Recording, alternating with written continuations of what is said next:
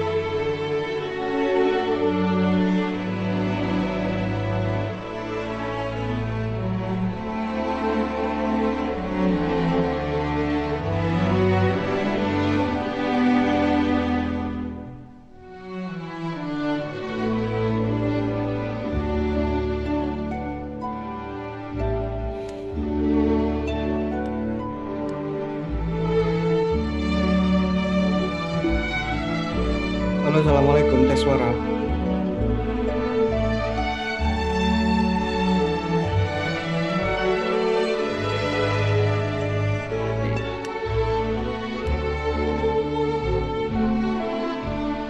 Sesi hari ini juga bisa diikuti via YouTube. Seperti yang sudah saya bilang di grup ya. Jadi kalau teman-teman kebetulan ada kuliah lain, kelas lain, sesi ini juga live stream via YouTube di s.id/Dalai Lama gitu ya.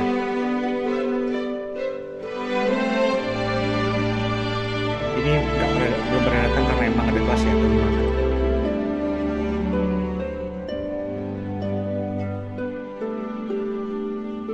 Kalau teman-teman yang lain dipanggil ya, yang belum datang mungkin bisa segera masuk karena kita akan segera mulai. Kita tinggal menunggu Karma untuk join ke Zoom. Tolong dipanggil ya teman-teman yang lain. Terima kasih.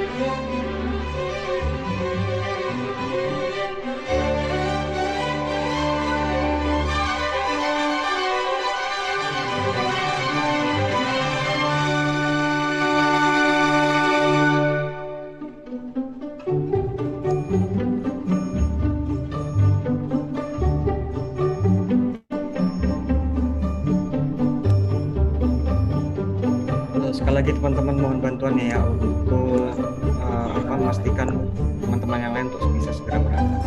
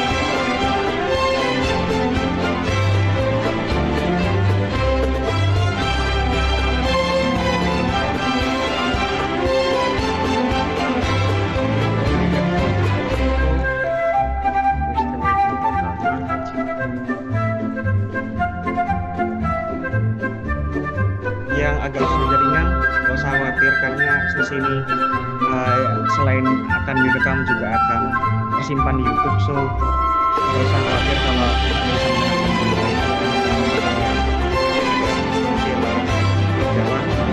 bisa di sini bisa diakses untuk bisa standby secara utuh sampai akhir.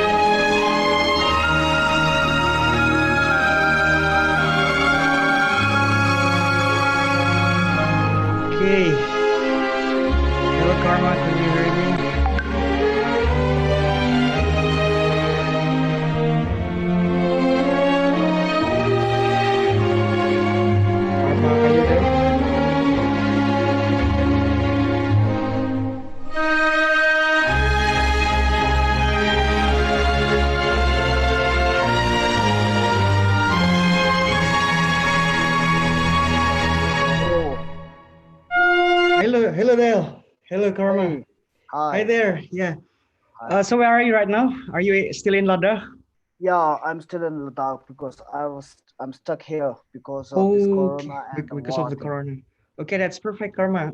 Should we start now? I think it's already 14 hours there and also 15:30 in our time. Yeah, absolutely. I won't. So okay. Okay, yes, okay. Thank you. So, first of all, welcome to everyone. Today we will be having a very interesting discussion about Dalai Lama. About His Holiness Dalai Lama, the leader of Tibetan Buddhism and also Tibetan communities all over the world. We will be talking about his life and his teaching on peace. And also we have a special guest coming directly from Ladakh, which located in the northern part of India. We are having Mr. Karma Namgyal. Hello, Karma. How are you? I'm great. Touch the lake. Touch the lake. So Okay. So so yeah. So first of all, I think you can introduce yourself, and after that we can continue for the presentation for about 30 to 45 minutes, and after that we will continue with question and answer session. Also, everyone, if you would like to ask question from YouTube, I think it's very possible if you want to ask questions, and also people who are joining from Zoom. My students, you can also ask the question directly to chat box and I will read it one by one. You can also ask it in Indonesian and I will translate it to English. Karma, so I will give you the virtual floor for about 30 to 45 minutes to expand about His Holiness Dalai Lama. But first, don't forget to expand and to introduce yourself. Thank you. okay. Thank you so much. So yeah, my name is Karma. So I'm basically a Tibetan refugee. So I live in Ladakh as a refugee now. So I have finished my master in economics a few 3 years ago. So for now, I'm a social activist, an independent researcher. I do acting, and yeah, I'm a Buddhist by born, and I practice Buddhism. So today, Hadza have told me to talk on His Holiness Dalai Lama and his life and his teaching on peace. So first of all, I was thinking about. So I'm not going to talk about the religion thing because I think I'm not eligible for that thing. So pardon me if but I'm going to talk about. So I'm going to start with my presentation. So I'm just going to give you a brief introduction about who's Dalai Lama. So, so before Dalai Lama, Buddhism came into Tibet. So Buddhism is not a Tibetan religion. It came from India. But before the 7th century, we have like a religion called Bon religion, BON, Bon religion. So if I'm speaking too fast, just stop me because sometimes I speak too fast. So Bon religion. So after the 7th century, Buddhism came to Tibet through India, which is called from the Nalanda University, which is it is in a destructive mode. So so yeah, so this and we have like a four school of Buddhist Tibetan Buddhist school. So we have like uh uh Nyingma, Kagyu, Sakya, and Gelu. So these are the four school. We have like a four sect. So those who deal with the different things. So Dalai Lama belonged to the last sect, which is called Geluk. So I'm gonna give you a brief introduction about Dalai Lama. So Dalai Lama means it was given by a Mongolian notion, which says Dalai means ocean of wisdom. So the first Dalai Lama was came into existence in 14th century. So the first Dalai Lama, his name is, so I have put a picture. It's in a very mural there. That is the first Dalai Lama. And the last Dalai Lama was 13th Dalai Lama, which also in that part too. Like on the sideline part, you can see his name is Tenzin Gyatso. So every Dalai Lama have like after each name, every name as a Gyatso. Gyatso means ocean. So these are the thing. So yeah, and after that, yeah, so Dalai Lama belonged to Gelugpa sect, and Gelugpa sect is founded by a Tsongkhapa. Tsongkhapa is a name of a founder of a Gelugpa, so which came into existence in 19 in 14th century. So I'm just going to leave with a brief thing. So the last Dalai Lama passed away in 1933, So yeah, so this is the thing. And I below the thing, there's a big picture. This is called Potala Palace. So Potala Palace is a resident of His Holiness the 14th Dalai Lama, His Holiness the Dalai Lama, with all the lineage from the first Dalai Lama till now. So it is also considered to be the spiritual and the political, how to say, headquarter of Tibet. So which is located in Tibet, a city, which is Lhasa. Now it's under the Chinese occupation. So if I'm speaking too fast, please stop me. No worries, we can understand you very well. Yeah, we can understand you very well. You're not Okay, speaking too fast, okay? Yeah, please okay, just great. continue. So Dalai Lama, so we Tibetan believe that Dalai Lama is a manifestation of Avalokiteshvara. So Avalokiteshvara is considered to be a Buddha of compassion. You can see the picture behind the Dalai Lama. There's a statue which have like 1,000 hand, 1,000 eyes, and 11 head. This is the picture of Avalokiteshvara. So we consider as a living Buddha. So a lot of people, but he himself always mentioned that he's a simple Buddhist monk. He always mentioned that we are same. But from in the eyes of Tibetan, especially Tibetan Buddhist, he's considered to be the like you in Allah. Like for us, he's a Buddha, living Buddha. So I just want to say, and before I start with His Holiness, little bit of biography, I just want to read out what's one of his message that always triggered me and always make me think, which is like at the paradox of our age. So just want to read it. We have bigger house but smaller families, more convenience but less time. We have more degrees but less sense, more knowledge but less judgment, more expert but more problems, more medicine but less healthiness. We have been all the way to moon and back but have trouble to cross the street to meet a new neighbor. We built more computer to hold more information, to produce more copies than ever, but have less communication. We have become long on quantity, but short on quality. There's, these are time of fast food, but slow digestion. Tall man, but short character. Steep profit, but shallow relationship. It is time where when there's much in the window, but nothing in the room. So just want to read that part. So it always make me think like the current situation of this world. So I'm just going to just going to give you the who's the 14th Dalai Lama. So he was born in 6 July 1935 in a small village called Takta in the northeastern part of Tibet. At the age of 2, he was recognized as a 14th Dalai Lama by his previous teacher. So they have a different kind of ritual to recognize the 14th Dalai. It's just not easy to recognize. They have to do ritual, they have to do dream, they have to ask the state oracle. I think it's new for you to ask state oracle, like when we believe in a trance, people get into deities. So we possessed by someone, and they also ask that part for recognition. So yeah, so at the age of 2 he was recognized. Then he moved to Lhasa, and at the age of 6 he started his education in Bodhisattva.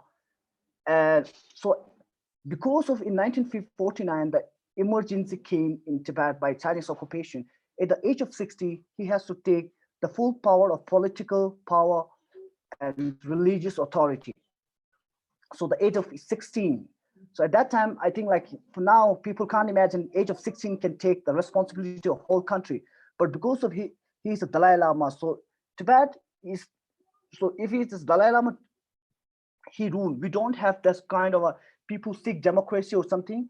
We believe in His Holiness. If His Holiness passed away during that time, we have another Lama called Panchen Lama, the second highest Lama, which now Panchen Lama is who was recognized by Dalai Lama earlier and put into political prison at the age of 5. But yeah, I'll just leave with that. So at the age of 23, he got the highest degree of doctorate. So people in Tibet, we usually do the dialect, and to attain the Buddhist the doctorate, it takes like 30 to 40 years. But he did at the age of 23. So he's an exceptional part. So at the age of 19, okay, I'll just go through later part, but in 1959, when the Chinese troop came to Lhasa, he has to escape. So he came to Dharamshala. So now his current residence is in India, the northern India. So in 89, he won Nobel Peace Prize.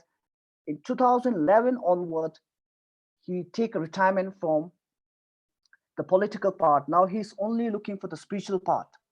So he's a spiritual leader now and religious leader only. So now he don't comment or he don't involve in the political matter of Tibet and China or any matters. So these are the picture of at the age of 2. Then he got at the age of 6. There's a few picture and on my right side below. At that time he attained the doctorate degree. So this is the way, like in front of thousands of people, he come there and just do the dialect part, and then he has to pass. So this is how we are. So these are the political part. I just want to so when he at the age of 19 he made Mao Zedong. I hope everybody ever of Mao Zedong. At the age of 23, when he came to India, he made the Pandit Jawaharlal Nehru. These are the way. On my right side, there's the picture of the way he escaped. So he have to remove his monkhood, like the monk throne, because to escape from those. So these are the pictures.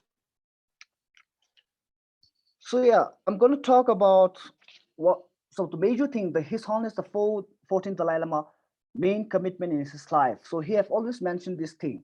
So one is the finding way to promote humans' value and finding ways to promote religious harmony and understanding among the major religious tradition, and his commitment toward the preservation of Tibetan language, culture, heritage, and also speaking about the protection of Tibet environment. So I'm going to go detail in some time, and the revival of ancient and modern things. So yeah, so when Hadza asked me to talk about the peace, so in what we say in Buddhism, it's like Buddha himself said, whatever I said, don't just believe it like on a faith, like a gold. If you want to see the purity, you need to cut, you need to rub, you need to melt it to see the purity. Like that, likewise, in Buddhist tradition, you just can't accept what we say. Just have to examine every bit of things so you can take it. So it's just a not a faith voice, but people have a faith, but just examine, experiment on what he says. So I'm just going with the first commitment His Holiness says. So His Holiness is an advocate of cultivation of warm-heartedness and human's value. I hope everybody's aware of the uh, uh, human values such as compassion, forgiveness, tolerance, and contentment, which is not new to the Buddhism or any religion. I think it's more on on the basic human, whether believer or non-believer, whether they have a religion or non-religion, have no religion. Even all the people have no religion can benefit from incorporating the human's value. Like I have said the few values earlier. So these are the so he promote based on the human value, not on the base of religion. So he have recently in India, in most of school, he have introduced the secular ethics in the modern education. So people, because modern education won't serve the need of people, because people want happiness. And this materialistic world, a lot of people get, though they have like a lot of money, they get triggered and everything. So he is the one who have advocate all those values in the current time. So there's two books I have just listed. So these are the two books who with no whether it's not a Buddhist based book, so which is most on the ethics for the new millennium and the beyond religion are the two books His Holiness have co-authored with the people, and that is not based on a religion. It's based on the ethics, secular ethics and human value. So I must suggest everybody, if you want to have a different perspective, if you don't believe, I must suggest you to please read this thing. So yeah. So also he talk about the religious harmony. So as a Buddhist, we believe in reincarnation. We believe in rebirth. We don't believe in creator.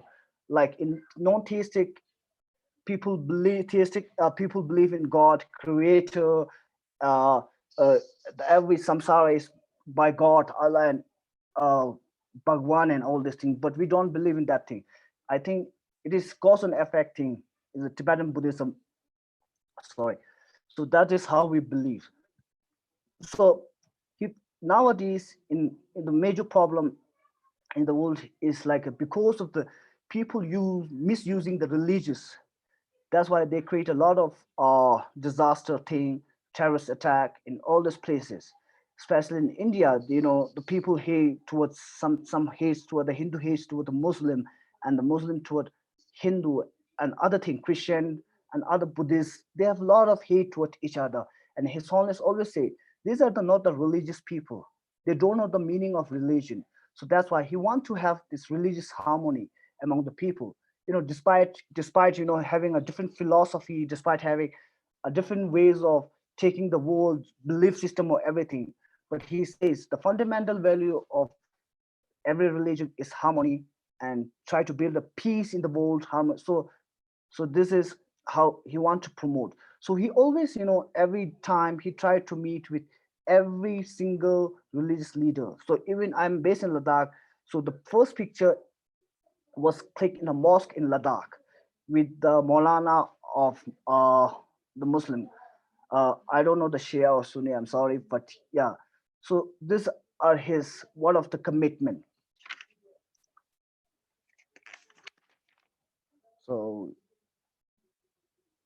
So yeah, and he always give us some example. Sometimes there's a negative notion toward the India because they have a lot of some religious, some the political party put interest in. They have a lot of disharmony in the religious sector in India, but somehow uh, uh, uh, India is one of the. He always give the example of India, how the secular state.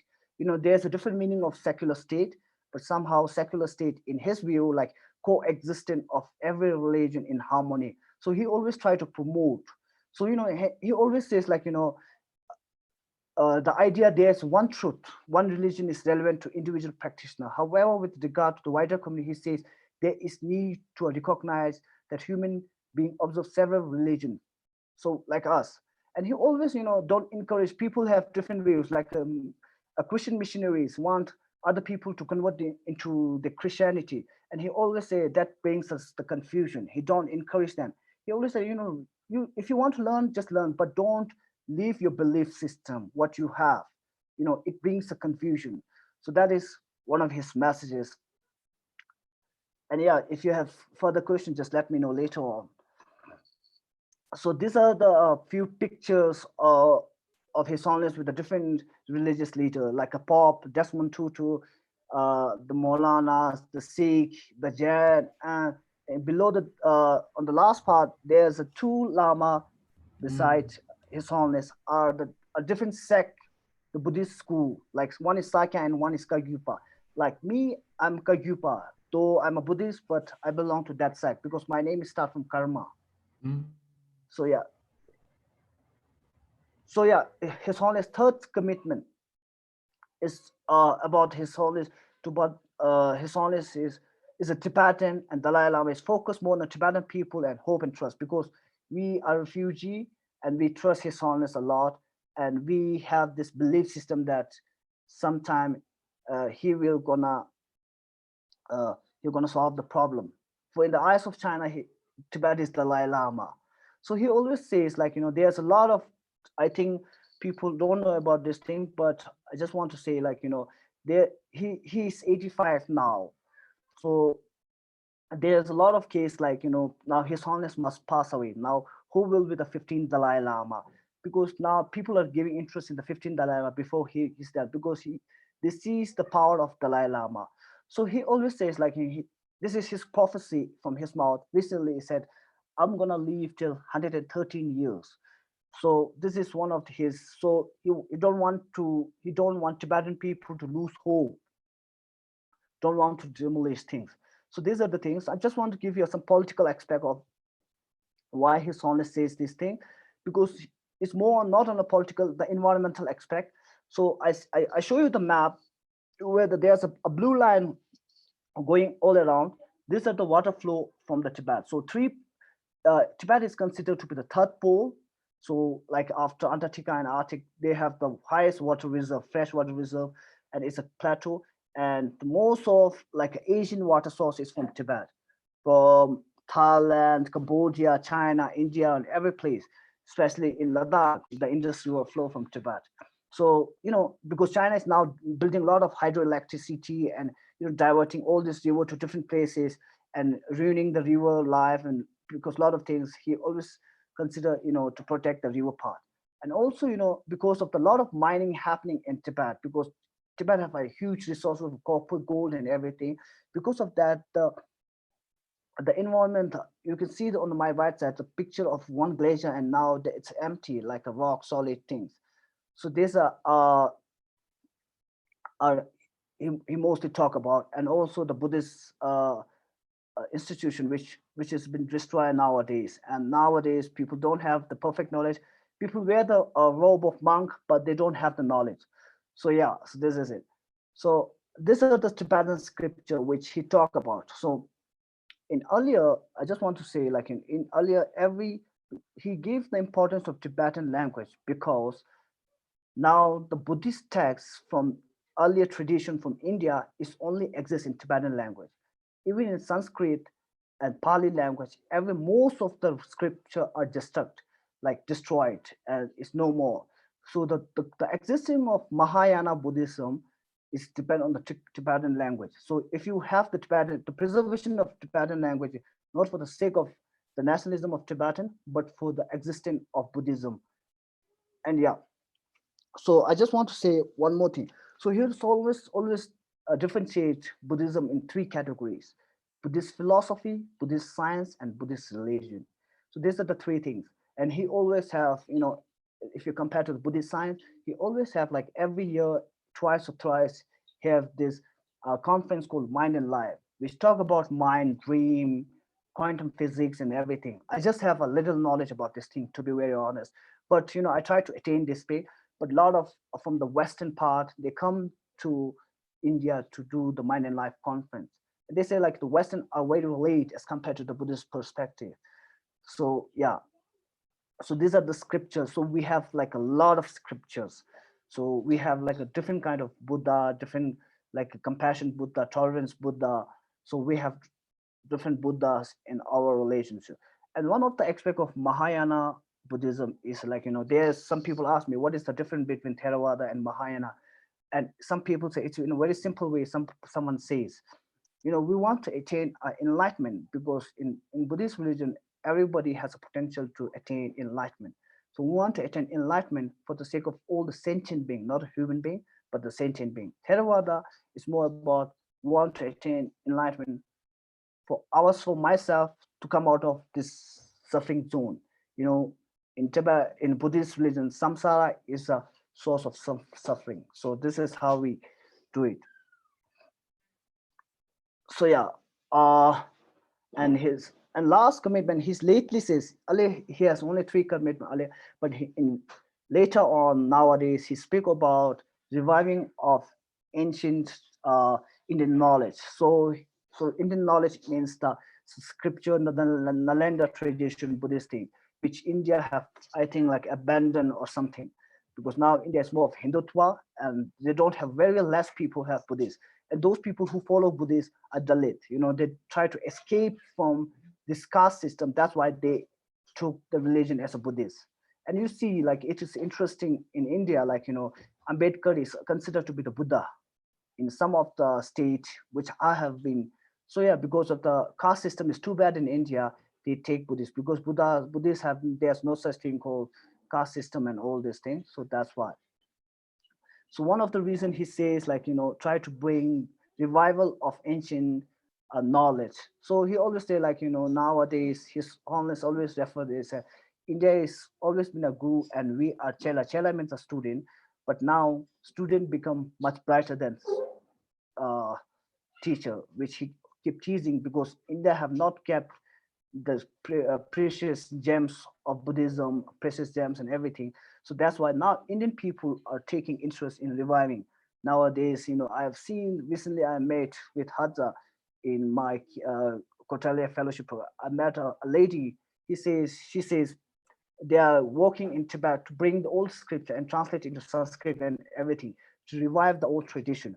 So now Indian government have sanctioned a huge amount of millions of dollars in doing that thing. And he said it because he said the need of this Buddhist teaching in the Buddhist teaching, especially on the teaching about understanding about the mind and emotion and the mental training, meditation.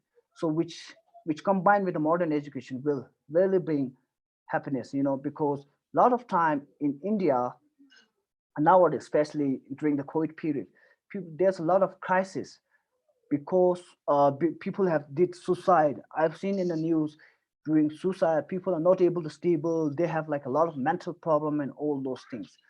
So yeah, so I'm just gonna leave with this thing. So yeah, promoters, and these are the above part is in a Sanskrit and the below part is in Pali. So the where the Buddhist first came.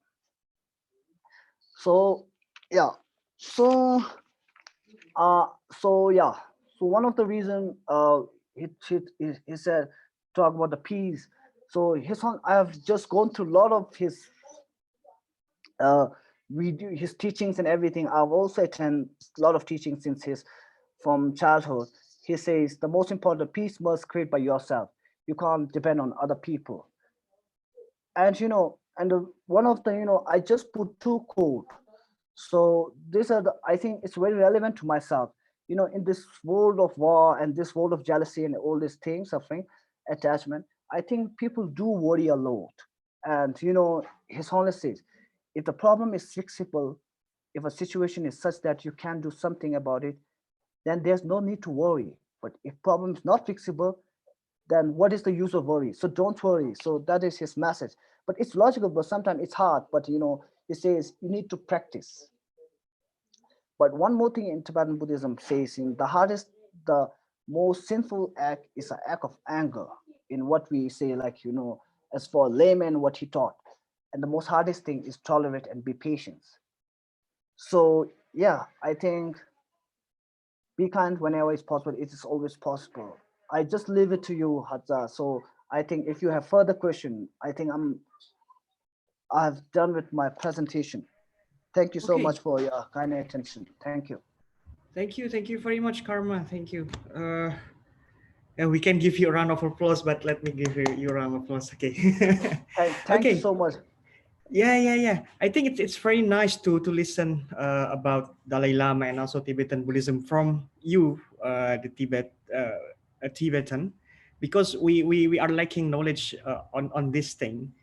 Of course, Indonesia we also have Buddhists here, but most of them are coming from either Theravada or Mahayana, and many of them are studying in Thailand to Yeah, become Buddhist monk. Yeah, so not many of the Buddhist monks who are living in Indonesia studying in Tibet. That's why maybe we have lack of knowledge about Tibetan Buddhism, and that's why I'm trying to conduct this talk so that my student could understand a bit about Tibetan Buddhism and also how people would have understanding upon better understanding upon the teaching of Dalai Lama.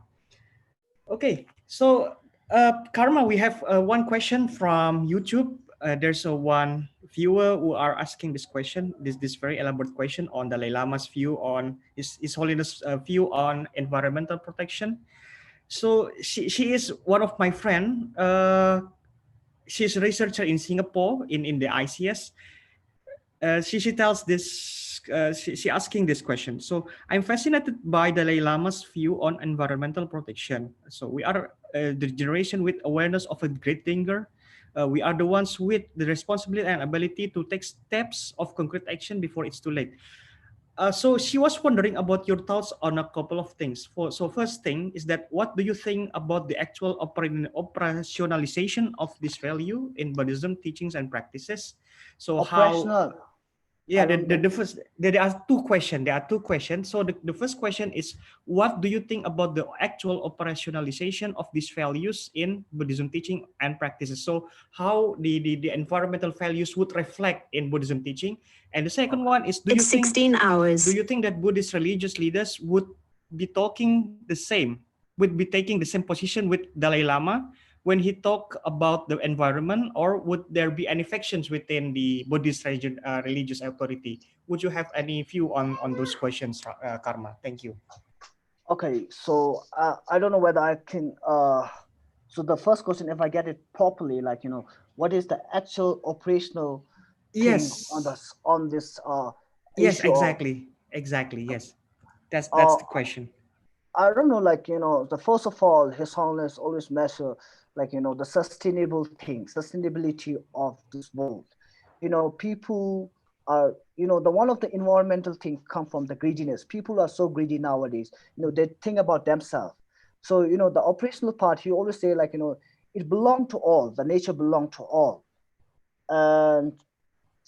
And I think his view on Tibet thing is, one thing is because he is a Tibetan, and one thing is the source of river source and the environmental thing is based, or how to say, like, Mm, it's affect the whole Asia and the world. So mm, that's why I don't know whether it comes to it has like a Buddhist thing, but mm, somehow like he always practice like the Buddhist religion, the scripture and everything. I think he have indirect ways, but I don't think so. I have like a direct answer like how he operational things, but he think more about how to say, like, people, about different people. He also say like, just don't think about yourself, to promote harmonies. You should be compassionate, you mm, should be, generous, you should not be think about yourself about every time. So he tried to protect, he tried to advocate the peace. Because of this environmental destruction, there's a lot of things happening around the world, the poverty, famine and mm, everything. So I must say, I don't know whether I could able to answer all these things, but yeah, because of mm. my current knowledge, I think I can do that. And what was the second question? The second question is about wait. So she's asking about whether so you've explained that in Buddhism you have many schools, you have many guru, Yeah. you have many So lama. Yeah, yeah. So are they having the same position on the environmental problems? So are they having the same position with His Holiness on the environmental issues? yeah, I think, mm, in all these Buddhist teachers, especially in the whole sect, now His Holiness is not only the leader of Gelugpa sect. Now he's a non-sectarian, which says he's a leader of all the different sects. So you see the pictures, and everybody supports His Holiness view on Mm, environment. To be mm, very, just to direct, and everybody try to do their own part. Like especially in Tibet, especially in India, all these major Rinpoche is called a guru. So who do different kind of, how to say, approach to save environment. So yeah, thank you. okay, thank you very much, Karma. So instead of the differences, despite of the differences between Buddhist school, they would be having similar position upon the issue of environmental protection, right? So Yes, there yes. would be no No major argument. differences. No No major argument, differences. no Yeah, major differences. Okay, no major differences. okay, thank you very much. So we are still having questions, Karma. Yeah, Please bear with please. me. Yeah. Yeah. Okay. The second question would be coming from one of my student, Ari. So Ari is asking about how would the reincarnation of the 15th Dalai Lama would be identified. You've explained it, I think, but you can clarify further Okay, for so this question. this has came into the various news around the world. So they have a lot of how to say, theories. I can't say like there's His Holiness have given a few situations. The 15th Dalai Lama is depend on Tibetan people. If the Tibetan people need the Dalai Lama institution, he say he will come.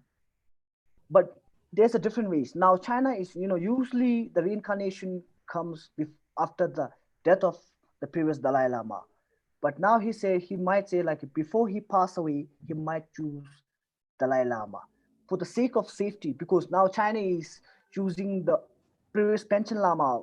I told you they have now two pension Lama. So because of that fear, and also India, from the India part, now India is also giving interest in choosing Dalai Lama. Mm, So because of, in the Himalayan region, we have a lot of Buddhists and want to choose, because Dalai Lama have play a key role, not only in a religious factor, but from the Chinese and Indian point of view, it's more of the political and the borders issues. So these are the things. And one of the final, and he's almost also says like his reincarnation might be a woman. So I mm, think it can't be a man only. So he also gives this thing like it can be a woman. So sometimes he say, most of the time he say, women are more about compassionate, like a mother nature. So he says that thing. So yeah, yeah. So these are the what he says. I'm just giving what he have said. Okay, that is very interesting. The reincarnation would be a woman, but Yes. it is it something common that women could take a position of leader in Tibetan society? Is it Yes, something common? not really common because it's more of the male dominant, or like say like, Mm. but somehow like his holiness say like, now the importance of women roles, they have a lot of women who take a role of leaders, but in the history, I hope the history which they have no, she they have no women mentioned because of the Mm. male ego. I must say like, in our Tibetan history too, they have a very less time that mention about women. But now His Holiness have bring all this woman empowerment thing, in mentioning that it can be a woman. So yeah, Okay, that's very interesting. So Dalai Lama is opening, 14 Dalai Lama is currently opening new ways to promote women's leadership in Tibetan society. yes, Is there also so I would like to ask another question regarding this previous question about women's involvement in Tibetan society. So is there any Lama coming from woman community, Lama or Rinpoche or some kind like that coming from woman community? Is it something that is already trending in Tibet, or how is it? we do have like a kandoma. Kandoma is like a fairy thing, but it happened in a recent time. Earlier, Mm. I told you about the doctorate degree, the Harampa. His Holiness has attained the doctorate degree. Most of the time in Tibetan society, only the male, especially the monk who are male, can take the doctorate degree. But in the last few years, in the nunnery, there's a lot of nunneries, but nobody have attained the doctor of philosophy. But in a recent time, in a few years, now we have like a lot of doctorate from women who are taking a lead role. And I don't know, like we do have this reincarnation of woman, but still like, it's interesting. Like, I told you about the founder of Gelugpa, Mm. Tsongkhapa. Tsongkhapa mother was reincarnated as a male Rinpoche. So it's very tricky about the reincarnation stage in Tibet. So sometimes, they have a lot of criticism, but yeah, we believe in that thing. So it has sustained from the centuries. So yeah, now like we have like a doctorate in philosophy in none. It was really new in this century. It was not happening earlier, but in a recent time, like like 5 to 6 years ago, now we start having this doctor in philosophy from nunnery. Okay.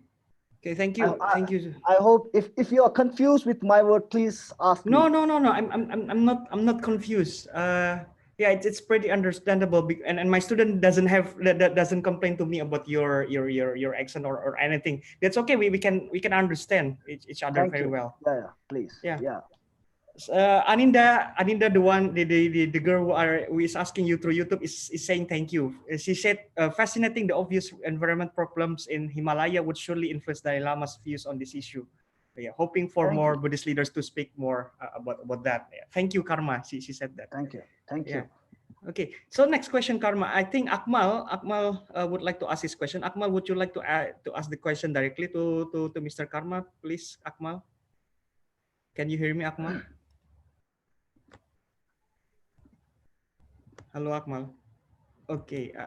Okay, Mas. Okay, still okay. So it's okay. I will just read his question. So Karma is asking about the current situation. How is the current situation in Tibet? As we know that Dalai Lama resigned from his position as Dalai Lama, where we know that Dalai Lama also helped to voice Tibetan independence. And is there any particular why the last Dalai Lama resigned? The 13th Dalai Lama, I think, not the 14th one. As we know, Dalai Lama is contribution to faith, norms, and humanitarian action is very positive. So yeah, 13 Dalai Lama have not Mm. resigned. So Oh. from the last 13 Dalai Lama took the full full responsibility of spiritual and political part when he is alive. So the current Dalai Lama sees the important, Tibet. I must tell you a little bit about the Tibet. Tibet is a very a big country segregated from the world, because we are the plateau. We don't have this neighbor. We are afraid of, we are very conservative at all earlier in centuries. And, people have less people have this knowledge who hold the position. Every people are very simple. They just based on living, how to say, nomadic life and all those things. But yeah, 13 Dalai Lama, 14 Dalai Lama, when he came to exile, he sees, the importance of democracy. Like if he, the human people should elect their own representative. It's not that somebody have entitled to do that thing and somebody has to follow. He doesn't believe that. So he have just, people don't protest it. And it's interesting for you to say this, like, when people don't, when His Holiness was taking a leave from political part, people are not happy about this thing. People say, we don't want democracy, we want you. But somehow, because of the future of Tibet, he says, I need to democratize the situation. But it's, the current situation, we have like almost like 150,000 in exile. So all around the world, we have like 6 million people, but most of 99% of population is in Tibet. So it's in the suppression. Now in China don't allow us to study our own language. The most in Tibet, people speak in Chinese. It is very sad to know. So I recently meet a lot of Tibetans who came from, our way of communication is Chinese, not Tibetan. Being a Tibetan, so yeah, these are the interests. And we have this thing called, we have self-immolation. I don't know whether you heard about this thing, but people burn themselves in, because His Holiness always advocate non-violence. But people are not, because those people can take other people's life, but instead, because of His Holiness, they take their own life. And most those who have taken their life are monk and nun. So these are the interesting thing, like, because of the separation and because of that thing. And also, when you say the independent, His Holiness in recently, he don't seek independent from China. He said, like, now we have to bring a middle way approach. So there is some section of Tibetan society which believe want a complete independent, but in some section, His Holiness have advocated the Central Tibet administration, the current exile government, only advocate the middle way approach, which says we want autonomy. We just want to rule our own state. You just deal with the outer part, like a Hong Kong and other places. So this is His Holiness proposal to China, but China is always afraid to take it. So these are the situation in Tibet, and still now he says, like, we have to fight with how to say, ahimsa, non-violence way. Okay. Yes. I think is that I think the question has been answered perfectly by Karma Akmal, by Mr. Karma. So I think we are moving to next question. We can have at least 2 or 3 more questions if people want to. To anyone who is watching from YouTube and also watching from Zoom, please ask the question in the chat box, and we will be reading your question to Mr. Karma. Okay, so Karma, moving on to the next question by Alivia. So Alivia is asking a pretty long question, but the main point of this question is, in this case, I just want to ask, is there any specific steps taken by Dalai Lama to maintain peace in the region, in the Tibetan region? I think how Dalai Lama is trying to pursue peace within Tibetan region. So do you have any insight on that? Yes, I do. I just want to give you a few things, like, Tibetan people have worshipped Dalai Lama. I just want to give you a story about, in a recent time, like, so China have, like, occupied Tibet for 60 years, and they thought, like, they have brainwashed all the Tibetan. And certainly a few years back, China have spread a rumor that, Dalai Lama is coming back to Tibet and giving a Kala Chakra. Kala Chakra is the biggest, like a prayer meeting in the Buddhist tradition. And certainly from all over the Tibet, people just throw their everything. They come to just to see, get a blessing of Dalai Lama. So, and then, that was just a rumor. It was not a truth. So you see the impact of Dalai Lama. So that's hence the on the peace part, in a recent in like 2006 when we had a Kala Chakra in India, His Holiness have always advocate like peace with because a lot of Tibetans have brutalized, killed tiger and all this thing to get dressed. Because His Holiness said, "Don't do this." After that, in Tibet, people burn their all the skin of tiger, leopard, and everything because he's only one message. So he has this impact on every Tibetan, the belief system. There is some section of Tibetan who are, I should say, puppet of China, don't agree with His Holiness. They try to always try to bring some obstacle on the way. But however, most in the Tibet, whether it's none or whether laymen like me, have belief. Whatever His Holiness say, we just consider, we follow it wisely. So that is a Mm. belief system Mm. we have. So here we can see that the Dalai Lama is a supreme moral reference to all Tibetan Buddhism out there. Yes, yes, Yeah. exactly. So if they really want to follow the Dalai Lama, they have to follow the path of non-violence and path of what is it, self-controlling, which I think it's very difficult in this modern era. True, true. Like the Yeah. emotion control, especially like, Yes. yeah, especially like when I get angry, I get suffocated. But Mm. His Holiness say like, you need to practice. People, I just be very honest. People listen to His Holiness on a lot of part, which is doable. But when it comes to religious practice, we are like a, we are like a, how to say, stuck in this modern era, which we have to sustain. At the same time, we have to pray. But nowadays, if you become too good, sometimes this is my sometimes question. Like if you become too good, people won't give you a chance. People won't give you a damn at all. Mm. But yeah, so we try to take his path. Just not just praying and all these things. We try to practice because of His Holiness. Now people are just advocating for the Genen autonomy. It's not our wish. People just follow him because he said this is the most realistic approach, and we believe that thing. And he is Okay. the supreme leader.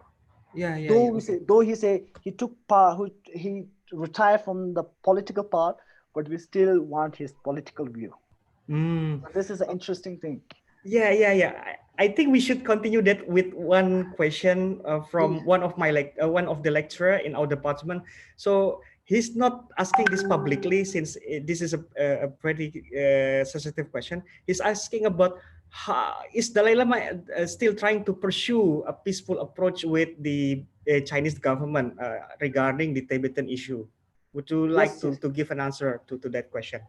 exactly. He has been like, especially the Central Tibetan administration, his institution, which is called Gandhi Porta, he only advocate the non-violence, and to be, he says, make friends with Chinese. Chinese are not our enemy. The government, try to make friends with Chinese. Try to Mm. have a communicate. Through that, we can make peace with China. We can't attain, like he says, like, in Tibet, we have like a 15 million Chinese. We have like a 5 million Tibetan. If we want independence, we have to remove all these Chinese. And these Chinese have not their fault. It's their government have forced migration. And how can we remove? So his approach is more of non-violence. He said like now we can stay with them. Our main concern, His Holiness' main concern is to preserve the language and preserve the Buddhism of Tibet. So he sees the importance of Tibetan Buddhism in the Mm. current world. That's why. And the people in some section of Tibetan do protest complete independence. There's a few NGO who still pursue non-independent, how to say, complete independent. And he say like this, they're right. I can't Mm. say like don't do this thing.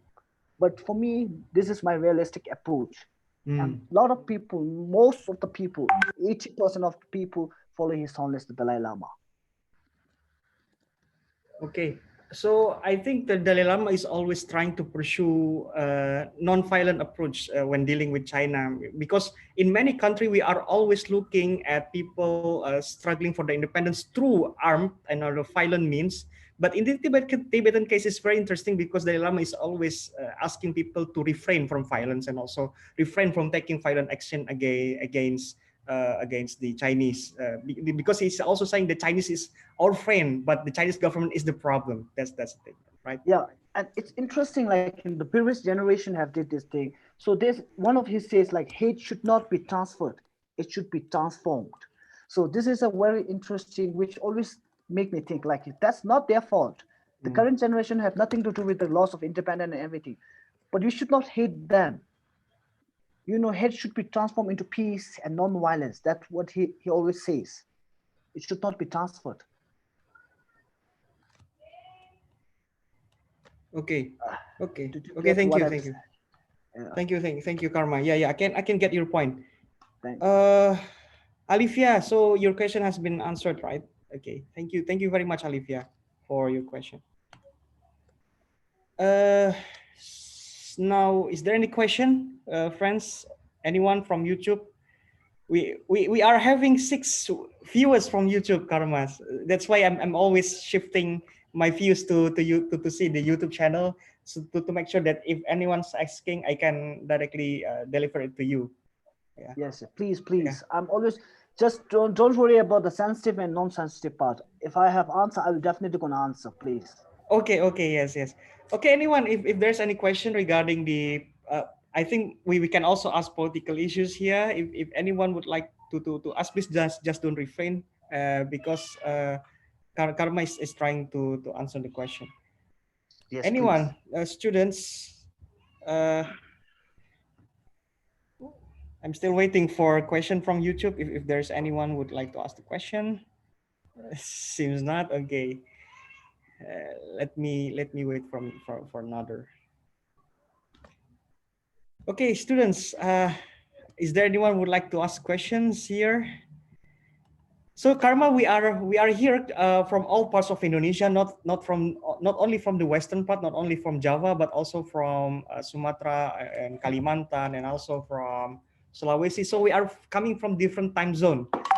So there are people coming from the easternmost part of Indonesia, which is already night there, and I'm coming for the western part of Indonesia. So people are coming from various background, and and maybe some people are already praying for the night time. So yeah, maybe not all students are active here, so we are still waiting if there's anyone would like to ask question.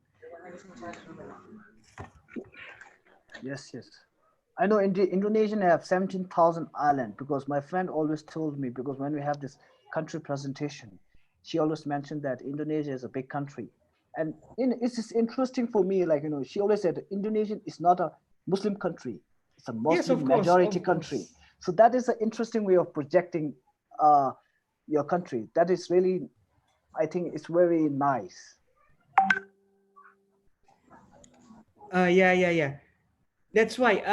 I mean, if we are talking about Indonesian context compared to the Indian experience, we are not calling ourselves neither we are neither secular, we are neither secular nor religious. So we are in between. We can be secular in any extent, and we are also can be religious in any context. Uh, we are adopting a state ideology called Pancasila. Pancasila. I think that is one of the main Buddhist teaching also, right? The Pancasila, the five Panchil. principle. Pancasila, yes, exactly. Exactly. Pancasila is one of the main, I think Tibetan Buddhism also have the same kind of teaching Yes. in your religion also. But in our context, Pancasila translate into a political ideology instead of religious one, because Pancasila is used to unite various diverse religious community all over Indonesia, and that's why we are trying to adopt teaching from Hindu, but we are making it a political ideology, which is focused on the unity of Indonesian people, focusing on the self-sustaining Indonesian economy, focusing on the people's democracy. So we are modernizing Pancasila in the context of Indonesia. So that's why we are having a very close connection, especially with Buddhism and Hinduism in India. That's why I'm trying to what is it to introduce values coming from this region to students here. attending this class of religion and international relations. So they realize that we have something in common and we should strive for common goals in the future. I think we should have more intensive discussion, especially on this issue of Dalai Lama and how he pursues peace. Please. Okay, is there any question? Okay, there's a question, but from one of my students. He's asking in Indonesian. I will translate to you in English. Okay. So Nabil is asking question about Dalai Lama teaches that humans should always be in peaceful state of mind between each other, but is Dalai Lama saying something about Myanmar persecution toward the Rohingya ethnic? Do you have answer to that question? Yes. So this is interesting. He's always also say like those who like Rohingya removal, the Myanmar Buddhist, especially he condemned the act of Aung San Suu Kyi. Previously, she is a Nobel Peace Laureate, and he always says like those who do the brutal part, who remove, who don't have sense of how to say, uh, compassionate toward each people, making a difference. Like you are Muslim, we are Buddhist. They are not a pure Buddhist, what His Holiness say, and they are not called as a Buddhist, and he strongly condemned this act in Myanmar. Mm. And he have condemned Aung San Suu Kyi several times. I hope you know. Yeah. So he said like all should be treated despite of differences. Okay, so Dalai Lama, I think, was delivering a criticism, a very strong criticism toward not only the Myanmar government, but also Buddhist monks in Myanmar because of their silence upon this action. And I think not all Buddhist monks are agree toward the action by Myanmar government against the Rohingya. I think Yes. several of them also criticizing the Genocide. effort to genocide the Rohingya community because it is not in line with the Dharma principle of Buddhism, right? The ahimsa and also Not the non-violence. Uh-huh. Yes. That exactly. Not only the Rohingya. I recently meet. I told you there's a in Myanmar. There's a ethnic school, Karen. They Karen, yes, also yeah. they also Yeah. get it because my friend told me about this thing because this is tried to build like a different kind of a nationalism thought on the basis of Buddhism, which is not Mm. actually Buddhism. Like especially in India, people don't have a proper knowledge of Hindu, but they also say that there's a Hindutva. So Yeah, people don't yeah, have yeah. that proper knowledge about Buddhism, but still using this thing, especially in Muslim area too, like on the Uh, jihad and everything. So similar thing in Tibetan, like they are the Buddhist terrorists. I must say that thing, but we strongly condemn these people, and His Holiness also have this point that he also condemned this sort of act, and he don't how to say he don't support. He strongly condemned this act at all. Okay, so I think Dalai Lama is trying to refuse what we can call as religious nationalism all over the world, whether it's called as Khilafat or whether it's called as Hindutva. For Dalai Lama, they have the same ground of establishing violence using religious justification. That is wrong, and that's what Dalai Lama is trying. That's why Dalai Lama is always trying to convince the Maulana, the ulama coming from Ladakh, coming from the northern India, Yes. to unite, not to fight with each other. I've seen several of his sermon trying to highlight the issue of conflict between Sunni and Shia. He said that you guys are just the same. You are worshiping the same God. Why you should fight with one another? You might have different belief, but you don't have to fight with one another Ex- with one another. exactly. Uh-huh. That's he always say like even he went to a mosque like Yes, yes. especially if you see like especially if you take the example of Myanmar. I don't think so that monk will ever go to mosque. I think he will destroy the mosque instead. Yeah. So this is a difference, like how all Buddhists, on the name of Buddhists, people act certain way, violent way. Yeah, we don't, they usually they consider as a Buddhist, but we don't name as a Buddhist. Especially like we all how to say like some terrorist attack happened and people curse whole Muslim, and that's totally wrong. Mm. So that's how it happened. And I think like in Myanmar they have a certain part like they are a good Buddhist, but those are I think in the leader, I think they are more nationalist and politically politicizing all this thing. Mm. And his own, I'll just give you one example. In recent time, in Ladakh, there's a lama. Lama means a monk who is a member of parliament of Indian state. And his own says like, if you're a monk, you should not be involved in politics. And that person have resigned from the political part, and he's so yeah, he's religious and politics, it can't be together, and monks should be part of religious. So yeah. But religious leaders and monks could pursue political change without joining any political leader, Yes, any political party. Yes, that's the thing. Yes, they can inspire. I won't say influence, but inspire them to do work. Yes, that's the thing. Yeah, they should not involve in the practical matters, but they can influence through the ideational influence. Yeah. True. Ari, so there's a question from Ari. Okay. Karma, what do you believe to be the most important lesson from Dalai Lama, from His Holiness? What is the most important lesson that you have learned from His Holiness? I think like if you cannot help other, do not harm other. So that is the most important lesson. Yes, that's nice. Yeah, if you can harm other, if cannot help, if you can help other, don't harm other. Okay, that's very important. So yeah, this is how we say. I always try to practice the introspection, like try to measure my thing, like whether I'm being honest, whether I'm being all this thing, like I don't do the practice of the monk road. I don't have the big knowledge of the scripture and everything, but somehow I do take inspiration on a daily basis, like reading, like I have read the paradox of our age. I do read the purpose of the precious human life. There's a lot of quote of His Holiness. I just reflect on that thing and try to go through this thing, because that's what I can do. Because to learn scripture, I need to be a monk. I think I need to throw away all this thing. But yeah, these are the most important thing I always say, like, and also one of my favorite is not to worry. If the problem have no solution, what is the use of worry? So yeah, I try to do that part, but sometimes we are human, we tend to worry. Yes. But yeah, I try to practice that part. But yeah, thank you. Yeah. Especially during this modern era, we always tend to be always anxious about anything. Yeah, we just worry too much. Yeah, we just worry too much. Thank you. Indeed, that is a very amazing quote from you. I think all of my students will quote this in their Instagram afterwards. Yeah, because this is very important. If you can help others, don't harm others. Thank you. Yes. Okay, I think this will be the last question, Karma. The last question before we end the session. This very interesting session. Coming from one of the lecturers from our department. So he's asking from WhatsApp. How Dalai Lama?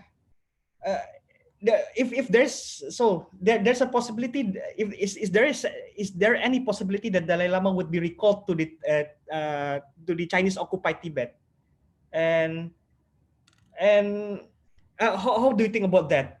Would China recall Dalai Lama to come back to Tibet and to continue his teaching there?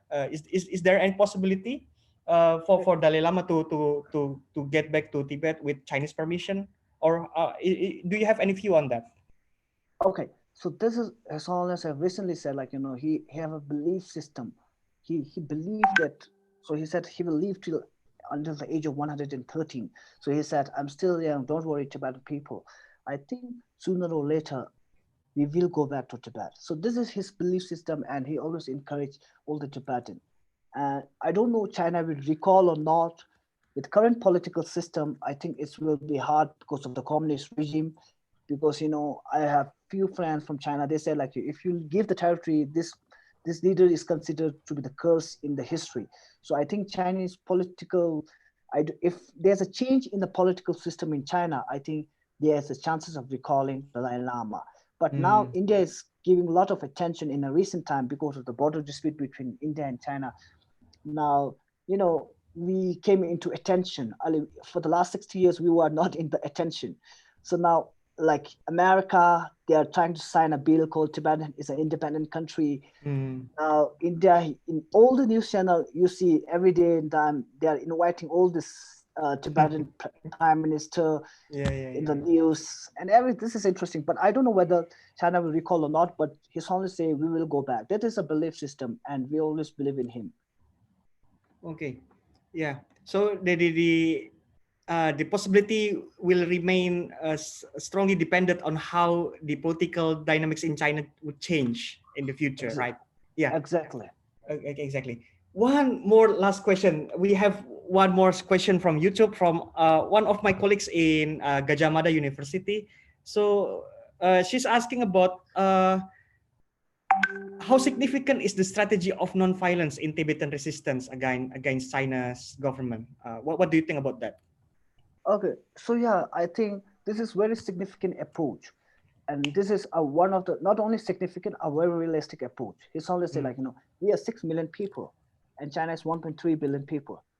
If we fight by arm, we're gonna defeat. You need to think realistic thing. You could get demolished, and also the non-violence approach. People ultimately, even he says ultimately people want happiness, people don't want violence, and he say like peace is the only way. I think even it takes long time, but this is the best way. That is always says non-violence. Non-violence, yes, because happiness is the most realistic way to achieve your goal. If you're not Yes, happy, you can achieve your goal. true, That's the exactly. thing. Yes, I think we can learn many things from Dalai Lama, and yeah, I think that's why many Indonesians are doing pilgrimage, not only Buddhists but also people coming from different religion. They always really curious about how life is going on in Tibet, in Lhasa. Also, some of them are going to Himachal Pradesh, to Dharamsala to visit His Holiness residence. And I think many people from coming from different religion is very interested in the message of uh, awareness, of self-awareness, that is always campaigned by Dalai Lama, to be aware of yourself and to be aware that you are not you also caring for another. That's the thing that I think that made Dalai Lama is very popular in this modern age, because in this modern age people tend to forget about themselves. Yeah, they're always busy about everything but not busy about themselves. That's the Yes, thing. yes. Sorry. Okay, Karma. So that would be the end of our session. Thank you very much for joining us in Indonesia here. I hope that you can come somehow to Indonesia someday after Corona, and I will, Yes. and I hope that I will meet you soon enough in Delhi or in somewhere else in India.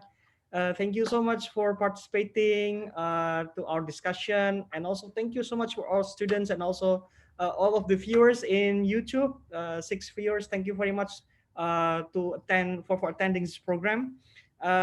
The recording of this session will be available through YouTube channel. You can watch it shortly after I've closed the session.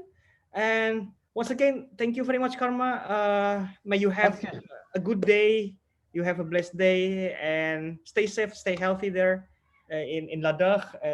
Greetings to all of your family and all your friends in Ladakh also.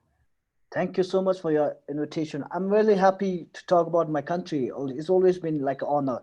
And I just want to know, I've given this two book, like if it's just for the non-believer. It's not a promotion of Buddhism, but it's beyond religion. I just, a lot of my fans have suggested me, if anybody is interested, just read this book. It's on the secular ethics. Okay, Karma, I think we should have a joint photo session together. Sure. Yes. Okay. Everyone, please open your camera so we can have a joint photo session, please. Everyone. Okay. Yes. Okay. Thank you. Thank you. Please open your camera. Okay. So my students is coming from literally all parts of Indonesia. They are coming from the western part, the central part, and the eastern part. So this is the miniature of Indonesia. So they Yeah, are not coming also from Java. For example, Akmal is coming from Papua. Ari is coming Papua. from the Nusa Tenggara Barat. Yes, from the eastern side of Indonesia. We are coming from various parts of Indonesia. Okay, everyone, ready? We will take a photo together. Okay, so Okay, is there anyone who are not still opening their camera? I'm still waiting. Okay, thank you, thank you, thank you. We will be having a photo session together. I don't try to. Karma, would you like to share your social media account so my student could follow you if you have one? Yeah, it's Karma. Oh, where should I type? You can write it in the chat box. In the chat box, yes. Okay, should I link my social media now? Yes, yes, of course, of course, of course, you can. Okay, wait. I just have this. Yeah, so they can mention you. Okay. Yeah. Okay, I don't. Okay, please write it in the chat. Copy. No, sorry. Okay, we are just waiting for Mr. Karma to finish his writing. Okay, sorry for taking some time. Oh, no problem, no problem, no problem at all. Yeah, we are waiting. We still have like 30 minutes to finish. Okay, okay, everyone ready? I will take the picture. Okay, 1, 2, 1, 2, 3. Okay, 1, 2, 3. Okay. Once more. Let me take it here. 1, 2, 3. Thank you very much, everyone. Thank you. See you soon. Thank you so much for listening. Thank you so much, Karma. Thank you so much for joining far away from Ladakh. Yeah, I hope everyone could stay healthy. Okay, let me end the session. Thank you everyone for joining today. Thank you very much to Karma. I will be stopping the recording here. See you in another auspicious condition. Good afternoon to everyone. Assalamualaikum. Thank you. Goodbye, Karma. Goodbye. I just sent the link. Okay. Yes. Okay.